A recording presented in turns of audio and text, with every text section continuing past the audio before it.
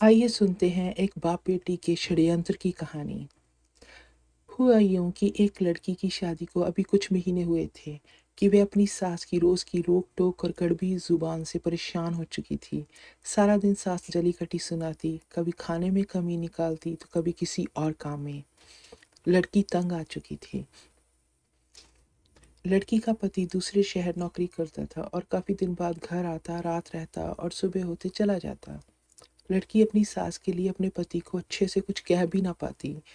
पति उसको अपनी माँ की सेवा करने और घर की देखभाल करने का समझा कर चला जाता।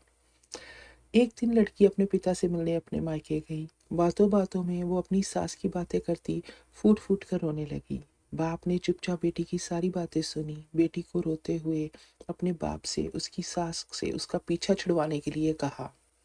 जब लड़की अगले दिन अपने ससुराल जाने लगी तो पिता ने कुछ जहर की पुड़िया बेटी को पकड़ा दी और कहा, एक पुड़िया रोज अपनी सास के खाने में मिला देना। ये धीरे धीरे असर करने वाले जहर कुछ दिनों में तुम्हारी सास से तुम्हें छुटकारा दिला देंगे। लड़की हैरान भी थी कि उसके पिता आज तक लोगों को दवा देकर जान बचाते आ रहे थे, लेकिन आज उसकी सास के लिए जहर दे रहे थे। लड़की उसी शाम अपना सामान लेकर ससुराल आ गई। लड़की ने जैसे पिता ने कहा था बिल्कुल वैसे किया। अपनी सास के खाने में पुड़िया मिलाई, उसको खाना परोसा और खुद सास के सामने बैठकर बातें करने लगी। सास को भी अजीब लगा कि आज बहू बड़े प्यार से पंखा हिलाते हुए बातें करते हुए खाना खिला रही थी। जैसे कि पिता ने कहा था बिल्कुल वैसे बहू ने सास की कही कड़वी बातों को नजरअंदाज करते हुए मुस्कुराते हुए खाना खिलाया।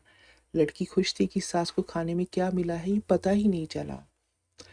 अब बहू ये ध्यान रखती कि सास नाराज ना हो और उसके हाथों परोसा हुआ खाना जरूर खाए, और मन ही मन खुश भी होती कि अब कुछ दिनों की बात है, सास से पीछा छूट जाने वाला है। सास भी बहू का बदलता हुआ व्यवहार देखकर हैरान सी थी। उसको भी लगने लगा कि घर में वे दोनों तो हैं और बहू अब उसका अच्छा ख्याल भी रखने लगी है, तो उसने भी बहू के साथ अच्छा व्यवहार रखना शुरू कर दिया। धीरे धीरे सास बहू एक दूसरे के साथ खुलने लगी। वे बातें करती और हंसती। अब की बार जब लड़की का पति घर आया तो उसको अपनी माँ और पत्नी के बदले हुए रूप को देखकर बहुत खुशी हुई।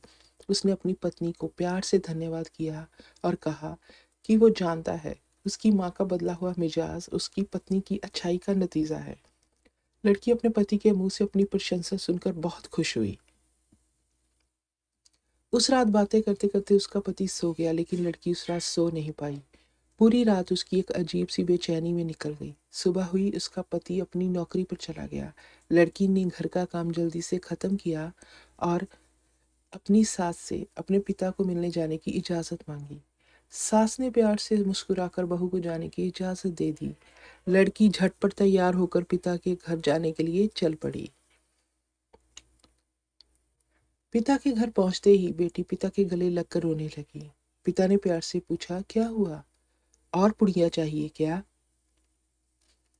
बेटी और जोर से रोने लगी और बोली कि पिताजी मैं तो नादान थी, आपने भी मुझे समझाने की जगह गलत सलाह दे दी। मेरी सास तो बहुत अच्छी है और मैं उसको रोज जहर देती रही, अब वो मर जाएगी तो मैं क्या करूंगी, अपने पति को क्या मुंह दिखाऊंगी?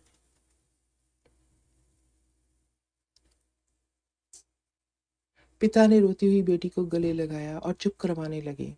पिता ने बताया कि जिस दिन वे अपनी सास की शिकायत लेकर आई थी, वे उसी दिन समझ गए थे कि उन्हें अब क्या करना है।